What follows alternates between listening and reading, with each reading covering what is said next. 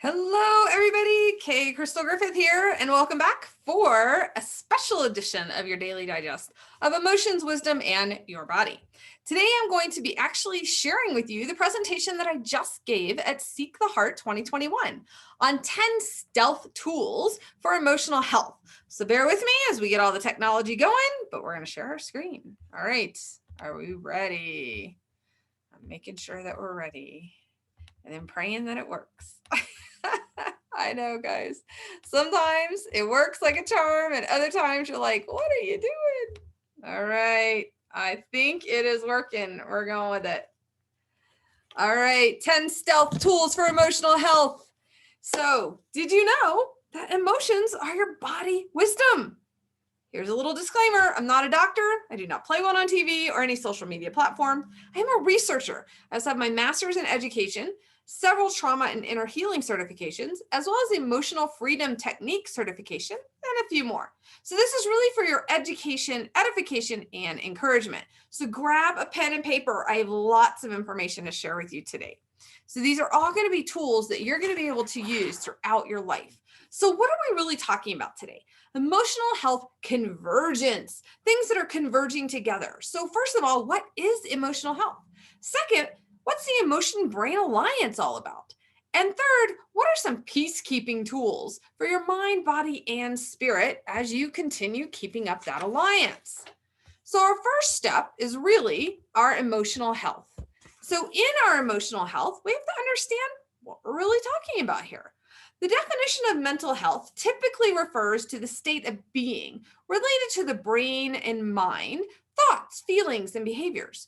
Emotional health, in contrast, refers to the well-being, the way someone views and lives a life of wellness. So emotional health is really the optimal functioning, that end of our thoughts, our feelings, and our behaviors that make up both our inner and our outer worlds. So what does it look like for self-awareness and self-acceptance and those converging together? So the first step in any journey to emotional health and wellness is awareness. An emotionally well person can look at the self and redirect emotions. That's like when we need to navigate from distress or elation. Now, this ability develops throughout childhood, but it can be strengthened like a muscle in adulthood. So this particular image really teaches us how to strengthen that. When we focus on what we can control, which is that inner circle, versus what we can't control, which is that outer circle, that circle of control can help us build and strengthen up those muscles of self-awareness and self-acceptance. So let's talk a little more about what the definitions of those are. So self-awareness. This is really working hand in hand with self-awareness and self-acceptance. Emotional healthy people accept themselves. They're not worrying about what other people's opinions are, and they can handle better adversity with clarity. It's super important to understand that your identity has nothing to do with what other people think or any labels that you want or they may want to give you. Your identity is completely rooted in you being a masterpiece, that you're worthy, you're cherished, you're treasured as the Creator created you. So you are worthy because you exist.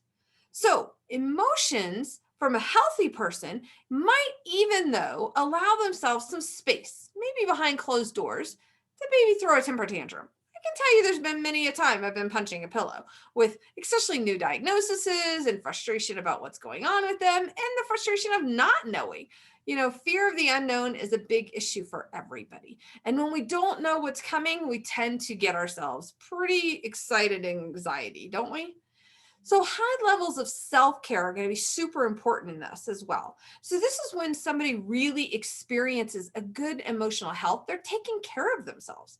So self-compassion and care for one's physical body is important to people who place an importance on emotional health. You're choosing good boundaries. You're choosing to be intentionally time away from other people or other things to rejuvenate and re-spark that spirit within you to get a better focus, to get a better clarity. I really encourage people to take trips once a quarter by themselves, not with their spouse, not with their kids, not with their friends, Because even with friends of like-mindedness, you still are conditional on what they want to do, what they want to eat, where they want to see. And really, when we take that trip by yourself, guess who you're in charge of? Just you. That is so freeing to your body, soul, and spirit, because now you don't have to worry about anyone else. So our second big area here that we're talking about is our emotion-brain alliance. Now, let's talk just for a moment. What does that mean with your brain? So this is kind of where we're going to focus. The first of all is the brain stem. This is the purple area at the bottom. That needs to be open and optimized to function best. Then we have the temporal lobe, which is the blue with the red X. That red X is absolutely where the amygdala lies. Now, that particular area of the amygdala, it's either friend or foe, depending on your emotions. The temporal lobe overall is where your emotions are created and memories are stored. Then we have the frontal lobe, the orange part. This is where the executive processing happens, right there, prefrontal cortex. When we know that that's in good shape, we're making wise decisions, rational decisions, having good judgment. We're processing information well.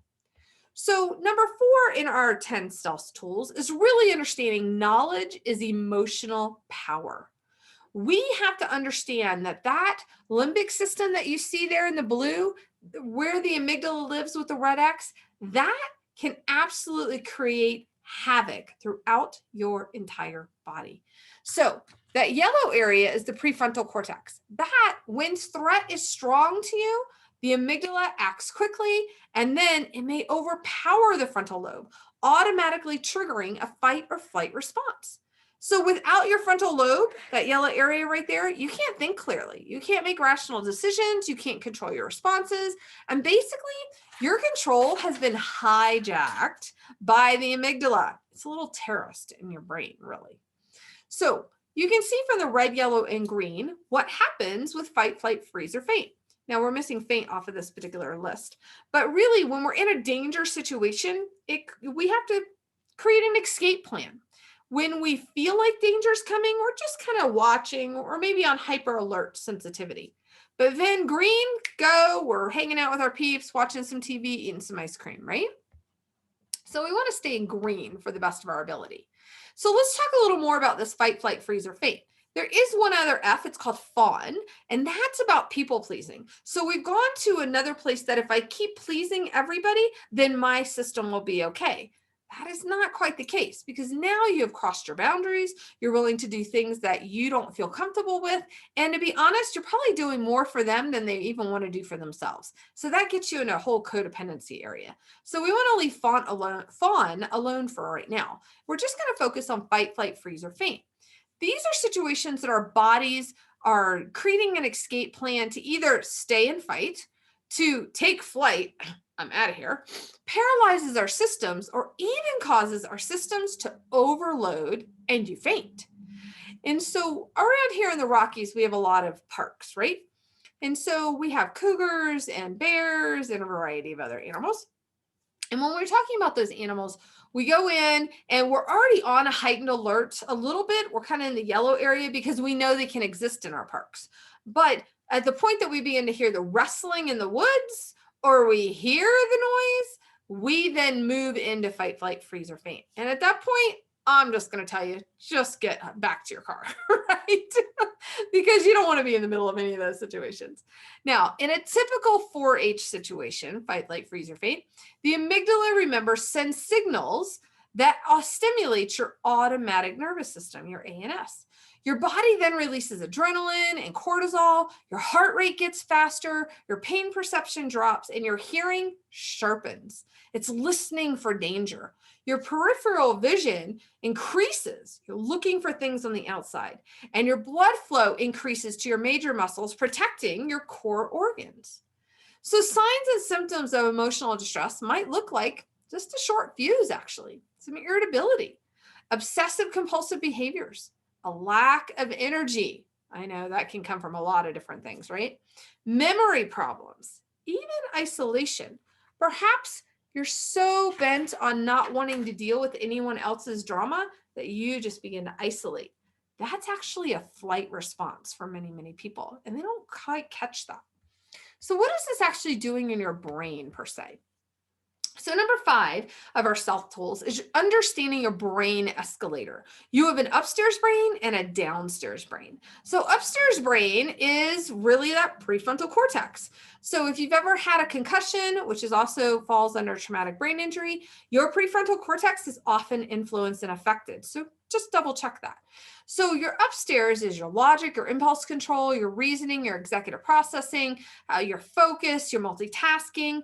Downstairs brain, though, when we get into fight, flight, freeze, or faint, that's where your anger, your fear, your dysregulation comes in. You can't think straight. You have a lot of brain fog. You can't even answer questions. So, as your amygdala is stimulated for any reason, good, bad, or indifferent, your body responds in a way that tries to keep us in upstairs brain where the regulation really lies, but typically it sends us down the escalator to downstairs brain. That cannot keep us regulated. Downstairs brain is dysregulation because it's running fight, flight, freeze, or faint because it wants to protect your body and protect you. So we see this downstairs brain in a lot of kiddos and adults, to be honest. And when they can't answer your question or they can't respond to your request, sometimes it's because they're overstimulated. Other times it's unable. They're just unable to figure out what's going on, what's wrong. So they tend to slide down the escalator to the downstairs brain, and that becomes complete chaos for them. So here's a helpful tip. How can you help them if they're going to downstairs brain? Don't take the escalator down with them. Super duper important. If both of you have lost your minds, how is this going to solve anything? So when they're slamming doors and stomping off and griping and complaining and throwing things or whatever they're doing, right? Slamming down their notebooks, it could be anything. It could even look like downstairs brain they can't handle any other questions on their homework for the kiddos. Or if you've asked somebody who's had a super long day, what do you want for dinner? And they cannot literally think about what they want for dinner. And all of a sudden you're in the middle of an argument. Don't take the escalator downstairs with them because they're already dysregulated. You stay in upstairs brain. Be calm, be peaceful, help identify what they need to get back up to upstairs brain. That could be 10 minutes to themselves. I just need 10 minutes. It could be a walk. It could be headphones. It could be music. It could be dancing. It could be writing. It could be drawing. It could be a weighted blanket, even a compression vest, especially for our sensory kiddos. Those are super helpful, right? So identifying how you can, hey, how can I help you right now? Do you need your weighted vest? Do you just need 5 or 6 minutes to go do some jumping jacks? And you're staying calm because you're realizing their interaction of downstairs brain is not about you. It's not personal. It's where they are. And your job is just to help them sort through how to get back to upstairs brain. That comes from Dr. Karen Purvis with TBRI, Trust-Based Relational Intervention. And if you've got an opportunity to go Google her, I would encourage it. Amazing videos that are out there for that. Now, let's talk about our other big third section, peacekeeping tools for your body, mind, soul, and spirit, right? So we're really talking about these types of tools that are going to keep you in upstairs brain and regulated. So the first area is intentional emotional regulation. Now, these are two that you probably have heard about, but maybe slightly differently in how I use them. So the first one is meditation. Now, for me, I don't believe that it's about emptying your mind out or pouring in truth. I think we do need to be focused on something specific during meditation. And so the truth, the word for me, and because I follow Jesus, is really allowing yourself to be absorbed into that truth in mind, body, and spirit. And I use what's called scripture naming. This came out of a conference that I went to called Women of the Kingdom. And that Matthew 6:34. So here's an example. So Crystal, do not worry about tomorrow, for tomorrow will take care of itself. Each day has enough worry of its own. That's a reminder to me, Crystal, this is your verse. This is your promise. I wrote this for you. And he did. He wrote everything in that Bible for each one of us. And so when we begin to add our name into it, we can have a better, deeper connection with it. And then we can ask more questions about it. Well, Lord, you're telling me not to worry about tomorrow. Well, how is it going to take care of itself? I need some kind of understanding, some kind of confirmation. Then you begin to dialogue. That's where the journaling comes in. So you're writing, you're listening, and you're being guided by these verses to hear and identify your emotions, how you're interacting with them, how they are interacting with you physically, and then understanding that the Lord's constantly talking to you as well. So beginning to write down what you're hearing from him in a different opportunity to hear, okay, Lord, I hear you saying this, confirm this to me. Give me better clarification on this because I don't quite understand what you're trying to tell me here. And you dialogue. Super amazing opportunity to get re-regulated. Now, every day, as you know, we've been doing a daily digest of emotions, wisdom in your body, where we're discussing each of those emotions and we're discussing how they're affecting you physically, emotionally, mentally, and really how to counteract the emotions that are kind of hijacking your frontal lobe, right? So another type of emotional regulation is what I call active emotional regulation. So this is really about two things. One, music. I can't tell you how important music is in your life. Now, I'm not talking about all the stuff that you tend to listen to on the typical radio stations, okay? Classical is super huge because it ties into this frequency piece. But two, Michael Terrell created something called whole tones. And this is actually frequency music designed for healing sensations delivered through specific tonal frequencies. Now, I stumbled upon whole tones probably, golly, almost 10 years ago. And each song is at a specific frequency. People have actually gotten physical healing just by listening to this music.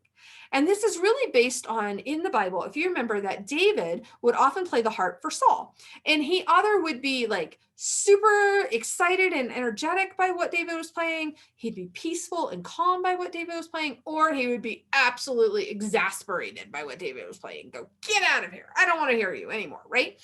And so those tones are the frequencies that are then hitting our emotions inside. Isn't that amazing? And from those specific frequencies, our bodies can actually heal themselves. It is just the coolest thing. He's got musical from Christmas, active version, even one for pets. And then I love the kid lullaby one. That one's my favorite. So this second type of active emotional regulation that I use on a regular routine basis is inner heart healing. What are we talking about here? These are understanding that feelings buried alive never die. They seep infectiously into your daily thoughts, attitudes, and decisions. But inner heart healing can come in. It can allow the Lord to come in and change those inner heart motives, those attitudes, instead of changing the outer appearance. Because by changing the outer appearance, we're really just putting another mask on. And then we got to remember that mask. And when we're supposed to show that mask to somebody, and guys, let's just be real, that's exhausting, right? Physically, mentally, emotionally draining. But if we come in and we get our hearts right, then we don't have to wear these masks. We can be genuine and authentic. And not only that, but fearlessly authentic. Right? So once the inner heart is healed, the outward fruit will become visible. Many Christians try to live a victorious, abundant life that God has for us. They know it here, but they miss it here because they're trying to live that life experienced through a lens of frustration, disillusionment, and condemnation. And those are not from God.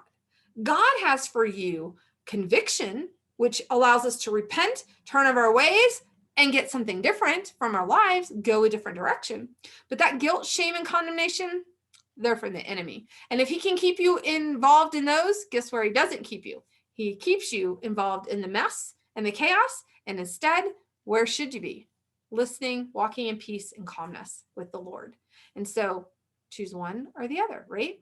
So I'm also a certified trauma inner healing practitioner, so I can help you with that inner heart healing as well. So here is number 8. Number 8 is extraordinary per diems. And I love, love, love these two. The first one is called movement maker. And the second one is called EFT tapping, emotional freedom technique tapping. And I actually use these two together. So movement maker, another word might be an E word that I told you I wasn't going to mention today, but exercise, right? But exercise, I got to tell you, I hate exercise. right? It is definitely this love-hate relationship. And part of that was because when I was younger, I was kind of forced to exercise when I may not have needed it because of their insecurities, but they wanted me to exercise a lot more. And I looked great as a young kid, right? So it morphed into some body issues and eating disorder and all kinds of crazy things, right? But what I found, here's the second part, EFT tapping, emotional freedom technique, that became a huge change. So tapping on certain meridians, right, on your body, those are spaces and pressure points that you actually can have what they call an emotional, mental, or physical traffic jam in your body. Again, remember our feelings buried alive never die? They live in your organs. So as you go in here and you start tapping, you're able to release those traffic jams. And that actually, guess what? Reduces your cortisol. Remember that adrenaline and cortisol hormone, that fight, flight, freeze, faint, and fawn release? You get to reduce that hormone by 25% in your body for 1 hour of tapping. And that 1 hour doesn't have to be all together. It can be spread out through the whole day. But as you're tapping those areas, you're reducing your cortisol. That's huge. Now, it's also been tapping shown to be effective in clinical studies, 83% effective for PTSD symptoms. That is huge, folks. Huge. 83% of a PTSD symptom gone. Like, for those people who deal with PTSD on a routine daily basis, to know that there's an 83% chance they could walk out of their PTSD forever. Yeah, tell me what to tap. I'll do it, right? And then they get in there and they're free. They're walking in freedom. Now, let's just put some of these tools together. So now I'm using EFT. I'm doing inner heart healing. I'm moving on a daily basis. I'm listening to whole tones. Can you imagine the opportunities for healing for your body emotionally, mentally, physically? Wow, what a program, right, folks? And this is one of the things that I work with people on. I create these custom programs for them using a variety of these tools. Now, I want to go back to Movement Maker for just 1 second, because I want you to understand how movement in your life, not as exercise, because what I did was I used EFT to get over the hump of why it was such a foe to me. Why did I not want to exercise? Why did I go to the gym? And every time I went to the gym, I came home hurt worse than when I went. And we're not just talking muscle soreness, like literally I would fall off stages and come home in braces. It was insane. But I had this agreement to make sure exercise didn't work for me or my body. So, but when I tapped and I moved my mindset from this pain, this frustration of exercise to movement and making movement with my body, whole different ball of wax. Got signed up for this amazing program called 99 Walks. I meant to wear one of my bracelets. Every month I have a goal. If I meet the goal, they send me this beautiful silver bracelet engraved with a saying on it. And I'm just going to tell you guys, it was worth every penny, and it was a cheap penny, to be honest, for 99 walks, for me to get in there and then have this goal. And then all I'm doing is walking. I'm not out there trying to kill myself, but I enjoy it. And now I'm more deliberate about it. So just a note for you. So 2,000 steps equals 1 walking mile. Don't do what I did when I thought it was 5,280 feet equal the mile. That is true in feet, but not walking steps. It's just 2,000. Also, another movement maker is really TikTok dancing. Now, I'm not into all of those dancings, but I do have a 15-year-old teenager who loves all of them. So I'll get up and do some of those with her, and that gets her rolling laughter as well. I actually am a decent dancer. I took many years of dancing, but I do it on purpose, like really badly for her. So we have a good connection, and then we can really identify with each other and just have a good old time. So that humor is going to be huge for reducing your cortisol as well. So there's a free health stuff is the humor. So I got to tell you guys, my printer is still on the fritz, so it's a little special today. So you guys bear with me. All right, so let's talk more about number 9, the ultimate stealth wellness weapons. So there are 3 that I do not live without every single day. The first one, human performance technology. This is a drug-free pattern that triggers your brain right at the brainstem. Remember our optimization conversation earlier? That calms your central nervous system and leads to emotional regulation. So that interrupts your amygdala hijack, right? So this effect is instant, 7 seconds instant. I know what you're saying. I'm telling you, it is amazing, 7 seconds.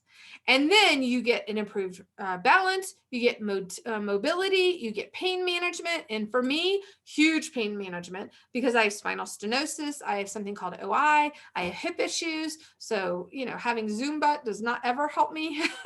So, using this tool takes my pain literally chronically from a 7 or an 8 down to a 0. Not exaggerating, 0. It is unbelievable what this particular item does for me as a tool in my life.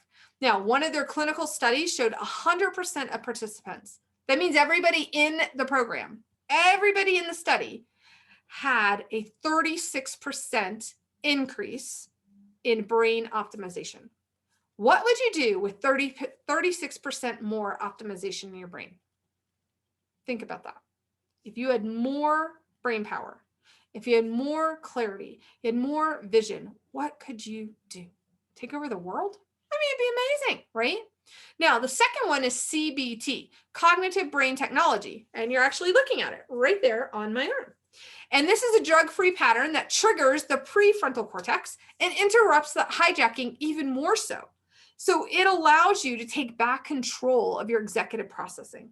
This sleeve, invaluable for my kiddo with her school, her ADHD, me on my ADHD. And I can tell you this particular presentation that I've been giving, I haven't been stumbling near as much as when I practiced it without my sleeve on.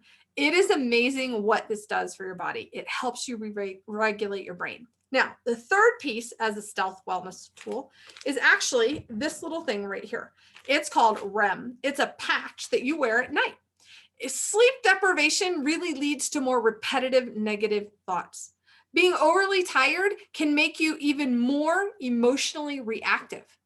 That's going to affect your business, your family, your relationships, even your walk with the Lord. When you're just constantly on edge all the time and you can't actually down yourself and bring yourself down to a calm level, get yourself re-regulated, keep yourself in upstairs brain.